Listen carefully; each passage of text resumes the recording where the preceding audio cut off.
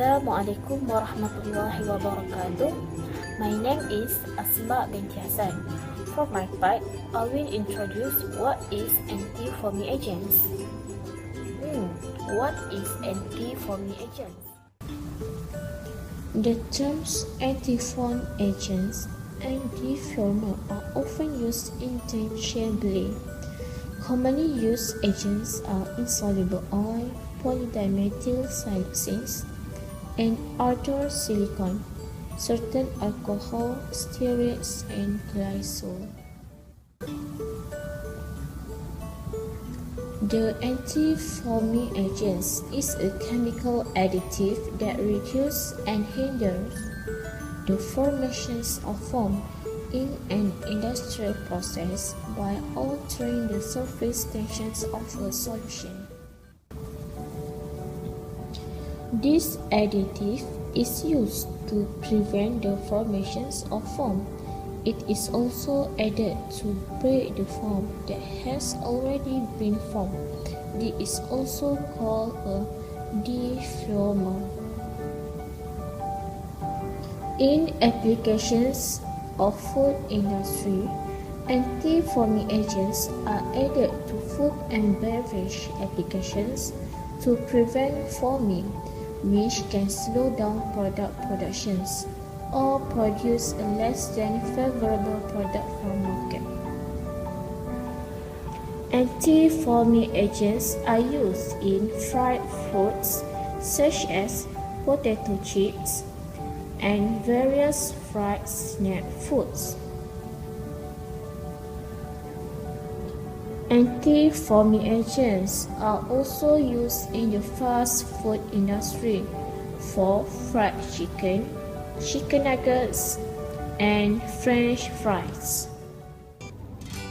That's all for my part, and then we proceed with my friends to explain the functions of anti-foaming agents. Thank you.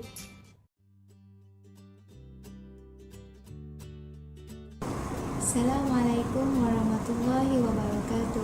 My name is Nur Aida binti Sanusi. My metric number is 1150820. Now, I would like to talk about functions of anti-foaming agents.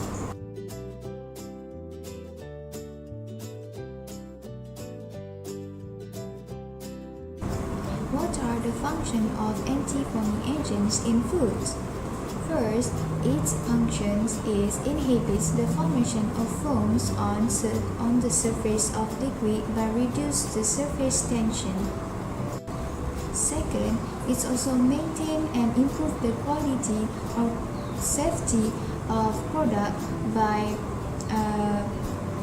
prevent the growth of bacteria and fungi to longer the shelf life too. In non-liquid product, it's curb infusion in preparation and serving. It also maintains the quantity of liquid fillings in the container, like Coca-Cola. That's all from me. Thank you.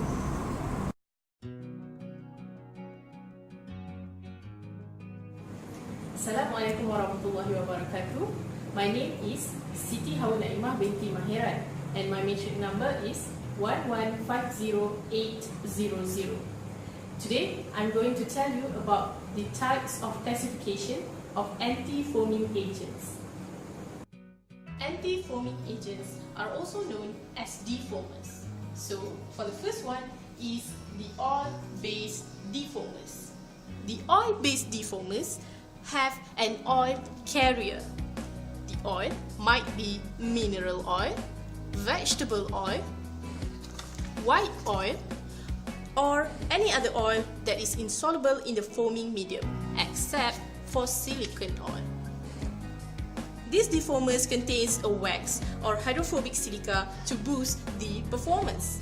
The typical waxes are ethylene bisteramide (EBS), paraffin waxes, ester waxes, and also fatty alcohol waxes. These defoamers also might have surfactants to improve emulsification and spreading in the foaming medium. Heavy-duty defoamers is best in knocking down surface foam. Next is the powder defoamers. Powder defoamers are in principle oil-based defoamers on a particular carrier, which is silica. It is added to powdered products like plaster, cement, or detergents. We go to the water-based defoamers. Water-based defoamers have different types of oils and waxes dispersed in a water base. The oils are often mineral oil or vegetable oil, and the waxes are long-chain fatty alcohol or fatty acid, soaps or esters. It is normally best as deaerators, which is best at releasing entrained air. Now we go to silicone-based defoamers. Silicone-based defoamers are polymers with silicone backbones. It is delivered as an oil or water-based emulsion. Silicone compound consists of hydrophobic silica dispersed in silicone oil. Emulsifiers are added to ensure that the silicone spreads fast and well in the foaming medium. Silicone compound might also contain silicone glycols or other modified silicone fluids. Take for example polydimethyl siloxane, or as known as PDMS. It is a widely used anti-foaming agent. These defoamers are also suitable in non-aqueous foaming systems like crude oil or oil refining, such as our cooking oil. For very demanding applications, we use fluorosilicones. Next is the EO or PO-based defoamers. It contains polyethylene glycol or polypropylene glycol copolymers. It is delivered as oils, water solutions or water-based emulsions. Normally have good dispersing properties and are often well suited when deposit problems are an issue. And lastly, we go to the alkyl polyacrylates. Alkyl polyacrylates is suitable for use as defoamers in non-aqueous systems, where air release is more important than the breakdown of surface foam. It is delivered in a solvent carrier like petroleum distillates. So now we know there are many types of classification for defoamers or anti-foaming agents. Some are for foods and some for the industries. And the most widely used are PDMS, which is polydimethyl siloxane. And that's all for me. Thank you.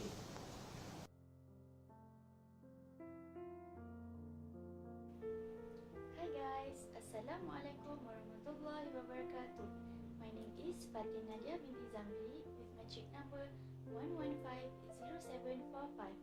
So today, I would like to present to all of you about E number group of anti-foaming agents. Do you guys know what actually E numbers is? Because nowadays, many people have misunderstood about it.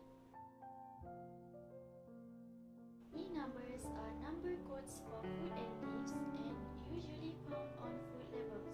The numbering scheme follows the International Numbering System, or we call INS. It is good to avoid eating food with harmful food additives which has E numbers in them, but you must know that not all E numbers are bad for you. Dimethyl polysiloxane, or we also call polymethyl siloxane, is the food additives for anti-foaming agent. The E number group for dimethyl polysiloxane is E900. It is added to deep fried food such as French fries and chicken nuggets at restaurants like McDonald's, Taco Bell, KFC, Wendy's, and also Five Guys. Studies have shown that dimethyl polysiloxane is safe for human consumption in limited amounts. The other E number group for anti-foaming agent is E905A, which is mineral oil. That's all from me. Thank you.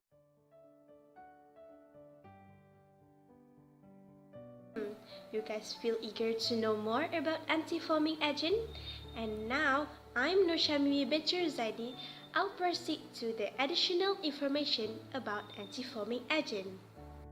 Do you know the application of anti-foaming agent in our food that we consume every day. But wait, why we use anti-foaming agent in food production? In food production, the foam's formation of tiny bubbles create big problem for the manufacturers and also the customers.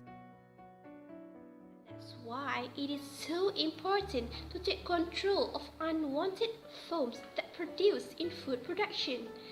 So now, let us take a look of an example of one anti-foaming agent that have been used in food production, which is silicone anti-foaming agent. Why silicone is used in food processing instead of organic anti-foaming agent? For your information, silicone is better than organic anti-foaming agent. It is because, firstly, silicone has low surface interfacial tension. Second, it is stable at wide range temperature and pH level. Third, silicone is less reactive compared to organic compound. And fourth, it is more persistent, which means it lasts longer than organic compound. And the last thing is, silicone has a higher performance in food processing with the uses of lower dosage in food processing.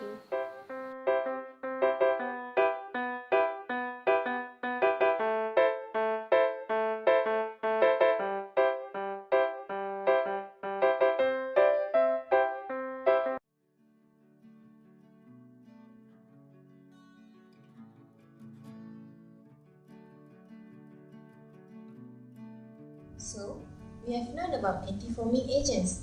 We can conclude that anti-foaming agents, or we call it as defoamer, is used to prevent the formation of foam by reducing the surface tension.